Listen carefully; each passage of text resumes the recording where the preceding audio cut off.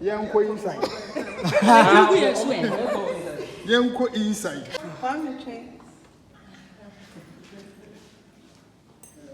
Right, so when the castle was built, all these iron bars, they placed at places like this, like that, all over the dungeons.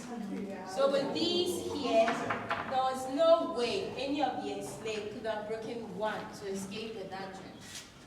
Today, these are rusting because of the sea breeze. So we have replaced them here with wood. All these are not original, but this is original. So this used to be here in those days. It's rusting, so we have used wood. Please, when you look up, two of the beams are made of original wood. Two of them.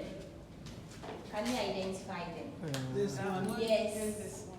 Try again with the second one. Oh. No, I think another one. So this one here, and then this smaller one here. Yeah. These are probably 500 years or 400 years. Well-maintained wood. But the ones in the middle, all over the castle, are replaced woods. They are not original. Now the materials on the floor are not original. So about 12 years ago, we had some students here to conduct drama on slave trade. And these they used for their drama. So the cloth they tied to their waist, the shackles or chains they used for legs and for hands. And all these up here, the students use as source of light. So they filled with kerosene the lights from here. So this and these are not original. But the floor, the bricks here, the yellowish bricks we find there. Please just look on the wall there, right here, ahead. And then the metals and the wood above, the original building materials. Any But questions? originally they did not have the light. No, right? they didn't. They just had the light from here. Yes, please. And those were not the chains, right? They No, were bigger they are not chains. chains. Were they bigger and heavier? Yes, please, they were. So brothers and sisters, these are dungeons for the females. All these, please come in. Please, let's carry on. So the females were held in all these dungeons around us. And this is where they got their source of water, rainwater right here. Wow. This is a system. Can I open it? Yes, please. I was just about to open, but since you want to open it, thank you. So that's where they got their water, drinking water, bathing water, and everything. And sometimes the governor stood here, the females had to gather here. He selected one person he wanted to rape. Then she was prepared for the governor. So they took her this way to the bedroom. Yes. So she climbed the steps here to be raped by the governor. Then she had to go back to, yes, these steps up to the bedroom of the governor. But anytime she refused to be raped, she was punished with the cannonball, the ball we saw outside. Okay. Yes. So what happened? Yes, so she had to carry it the whole day. Carry Oh. this, yes, the whole day as punishment. This very thing the whole day. Yes. All day. Holding this the whole day. Okay. The whole day. Heavy ball. Heavy cannonball. The whole day. Yes. Or it was Just carry it? Female. yes. Or chain was placed in the middle and tied to her legs. Yes. The whole day. Yes. Wow. Right, so all the enslaved were held in dungeons for at most 3 months. And they had to wait for bigger ships to arrive for them. When the ships did arrive, the females who survived were moved out of the dungeons. They had chains tied to their legs. Then the females walked down this way. Please, let's draw closer. Then down they went to the gate of no return. So the females exited using this passage. Yes, but in those days, right down here, there was a wooden staircase. Today it's a drainage, a gutter. So we can't go down this way because it's not safe. Okay. Yes, so please, let's rather go this way. We'll use the male passage to the gate of no return.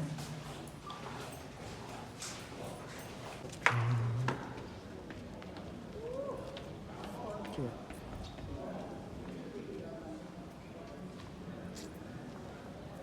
So here we have one of the male dungeons. We also call this a transit male dungeon because when the bigger ships arrived there, all the male captives had to walk from their dungeons around. Through this very one, down they went to the gate of no return. But some of the men were held in here, about 150 of the men. And all these men, they fed from the hole we see above us. That is where men were fed from. In those days, they had to eat boiled corn or brown bread or millet or sometimes rice they mix with oil. Once the food was dropped, 150 men had to fight over food on the ground. We call that survival of the fittest. If they didn't fight, they were going to starve. They were going to die in here. So think of the man who stood at the extreme corner. What time he made it through all these other men who stood here to get to this part for a little food. And if they needed to drink water, the water was poured freely from there.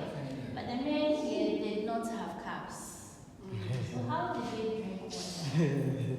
It's the same floor they had to go to the toilet. It's the same floor they had to use. Same floor. And right behind us, we call that the branding room. The branding room. So that's where the men were branded. With branding, there were metals. Below the metal, symbols of all the traders. Once a trader bought a male captive, they made fire there, placed their metals in the fire to grow very hot, and these they pressed on their bodies so that all these men could be identified by their owners. Wow. But the females had a different form of branding. So females were given tags they wore around their necks. Only in Elmina Castle, but other places, females were branded with hot metals. You can have a look at that. Then we go down to the gates of the door. The floor here is also not original.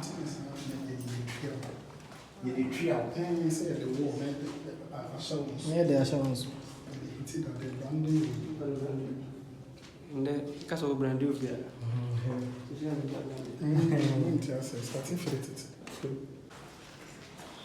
Slave exit to waiting boats.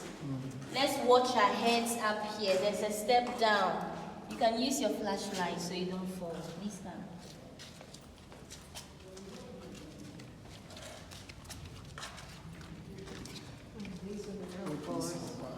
Yes, please. Yes.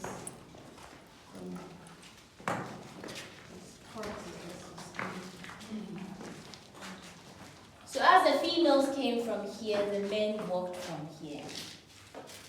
When we get here, let's bend and take 4 steps down. 4 steps down before we raise our heads. And I'm going to be 4 steps down. Are you going?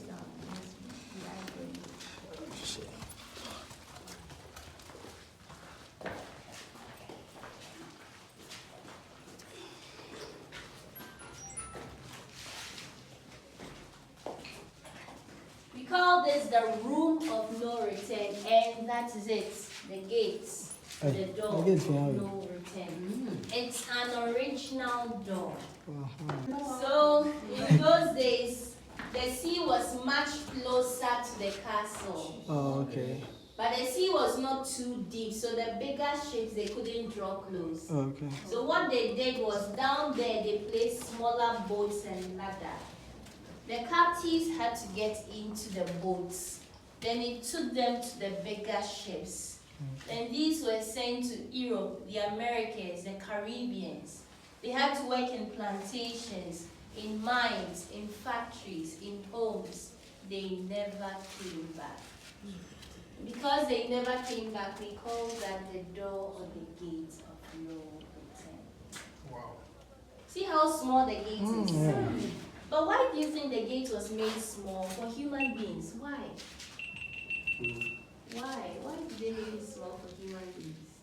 Because they couldn't fight and struggle. Once Very you're in there, you're stuck. You Yes. have to go forward or out, Yes. or in. Yes. But you can't come back in, I'm Yes. sure, because they stop there. A way of controlling how they moved, so they had to go out one by one, one by one. And in going out, these were also counted. But this same gate was much bigger in the days of trading in gold when they first arrived. How big? The gates started from, yeah, right, this side here ended right here.